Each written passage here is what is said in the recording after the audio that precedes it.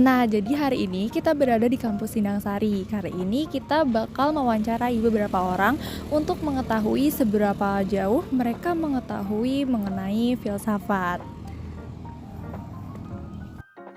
Pertanyaan pertama, apa yang kamu pikirkan tentang filsafat? Bertanya-tanya, mencari kebenaran. Kritis. Cara berpikir. Filsafat itu kan induk dari semua ilmu atau sebutannya mother of science.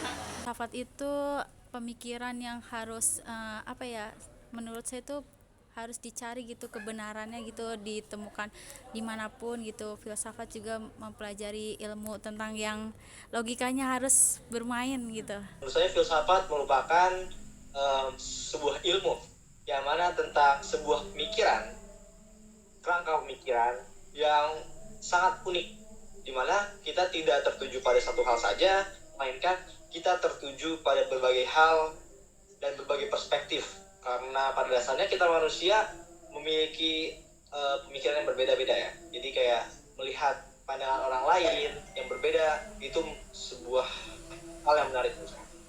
Philosophy is an activity people undertake when they seek to understand fundamental truths about themselves, the world in which they live, and their relationship to the world and to each other. Pertanyaan kedua, siapakah tokoh filsafat yang kamu ketahui? Diketahui sih Socrates, tentu saja pemikirannya itu tentang adanya kebenaran mutlak. Aristoteles, Thales, Plato. Anaximander, Pythagoras. Aristoteles. Oke, apa sih pemikirannya? Dia yang mencetuskan atau yang ngepionir kalau bumi itu unsur utama dari bumi itu adalah air. Pertanyaan ketiga, menurutmu filsafat duluan yang lahir atau ilmu?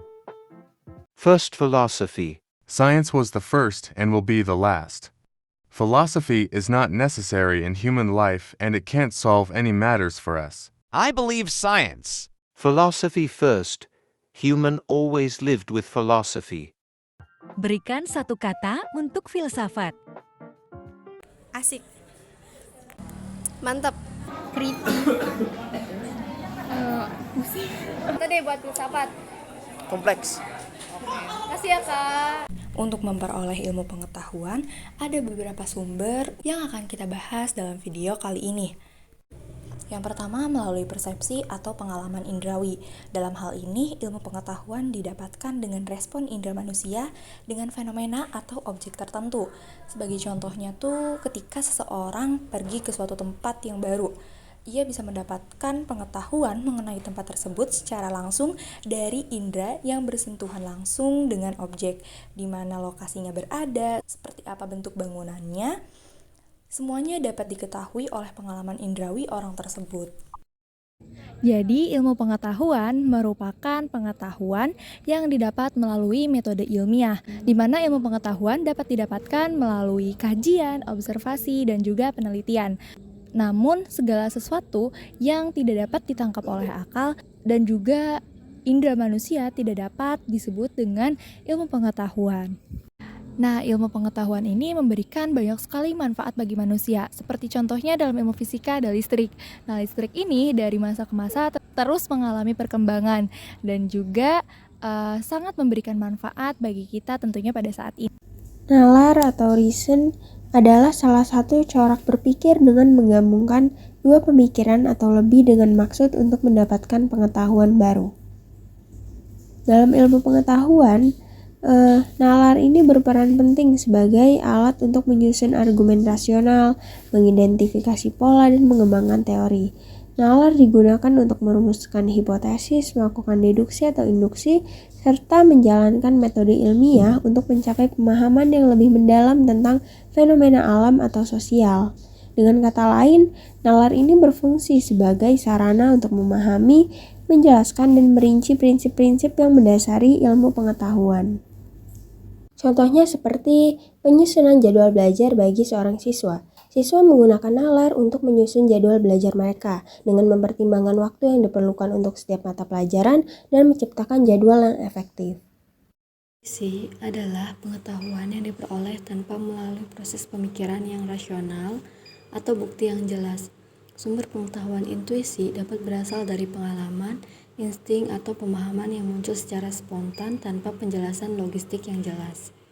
Contohnya ketika kita melihat ada awan hitam yang mengumpul di langit, maka kita akan memperoleh intuisi bahwa tidak lama lagi akan hujan.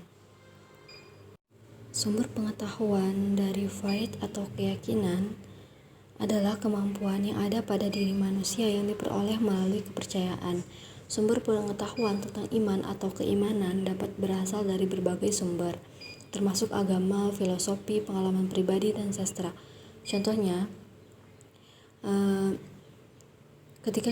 ketika seseorang memperoleh pengetahuan dari ia mendalami agama yang diyakini, baik melalui pengalaman pribadi yang mendalam, seperti ia mengalami perubahan hidup yang signifikan setelah memutuskan untuk mendalami keyakinan agamanya tersebut.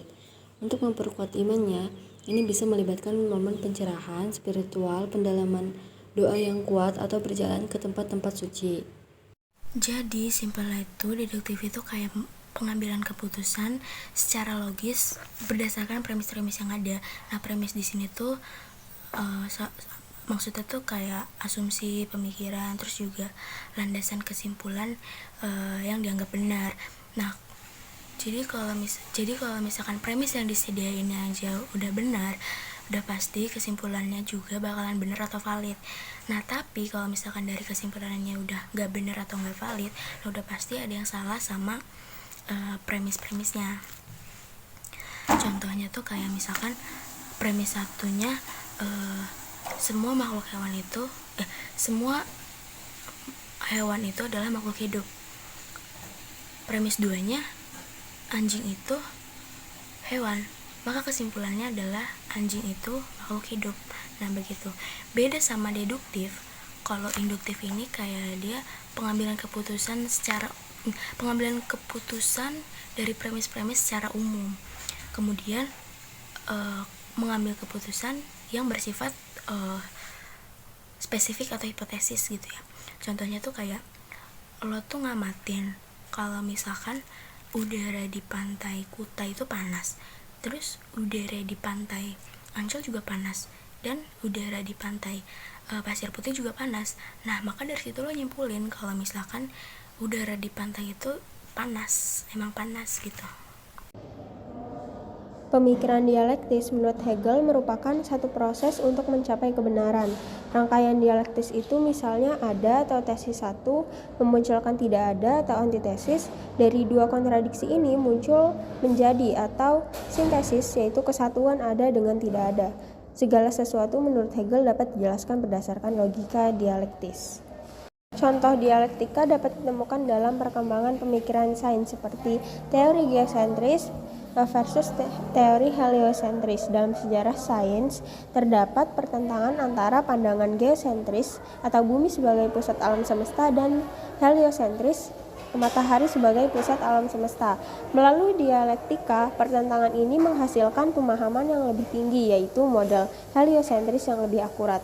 Dalam hal ini, dialektika muncul dari konflik antara dua pandangan yang bertentangan, dan sintesisnya adalah pemahaman baru tentang struktur alam semesta.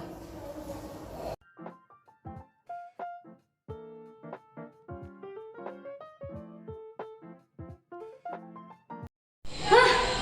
Bajunya rusak? Wah, serius? Wah, lo gak tahu baju itu harganya berapa? Kecewa banget. Gila ya, lo tuh udah dikasih kepercayaan tapi gak mau jaga. Duh, apa gak berlebihan ya tadi? Kalau dipikir-pikirkan, semua orang juga pasti pernah punya salah. Nyesel deh. Soal yang semalam, kayaknya aku udah berlebihan deh.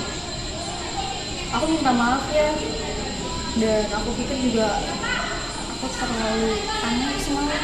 Mungkin lagi capek kali ya. Aku minta maaf deh, maaf banget pokoknya. Jadi authority atau otoritas ini adalah kekuasaan yang sah yang dimiliki oleh seseorang dan diakui oleh kelompoknya. Dan otoritas ini menjadi salah satu sumber ilmu pengetahuan karena kelompoknya memiliki pengetahuan melalui seseorang yang memiliki wibawa atau kewibawaan dalam pengetahuannya. Dan contohnya yaitu presiden kita yang pertama yaitu Insinyur Soekarno. Beliau dikenal karena karismanya dan kewibawaannya dalam memimpin negara Indonesia. Revelation atau wahyu dapat dikatakan sebagai salah satu sumber pengetahuan. Wahyu merupakan pengetahuan yang disampaikan oleh Tuhan kepada umatnya, yaitu manusia. Pengetahuan ini disalurkan lewat nabi-nabi yang diutusnya sepanjang zaman. Agama merupakan pengetahuan bukan saja mengenai kehidupan sekarang yang terjangkau pengalaman, namun juga mencakup masalah-masalah yang bersifat transendental seperti latar belakang penciptaan manusia dan hari kemudian di akhirat nanti. Pengetahuan ini didasarkan kepada kepercayaan akan hal-hal yang gaib seperti kepercayaan kepada Tuhan yang merupakan sumber pengetahuan, kepercayaan kepada Nabi sebagai perantara, dan kepercayaan terhadap wahyu sebagai cara penyampaian. Itu merupakan dasar dari penyusunan pengetahuan ini. Sebagai contoh, dalam konteks agama Islam, Al-Quran dianggap sebagai wahyu ilahi yang diberikan kepada Nabi Muhammad. Pengikut Islam meyakini bahwa Al-Quran bukan hanya karya manusia, tetapi juga sumber pengetahuan yang mencakup panduan moral, hukum, dan prinsip-prinsip kehidupan yang berasal langsung dari Tuhan. Sebagai contoh, dalam konteks agama Islam, Al-Quran dianggap sebagai wahyu ilahi yang diberikan kepada Nabi Muhammad.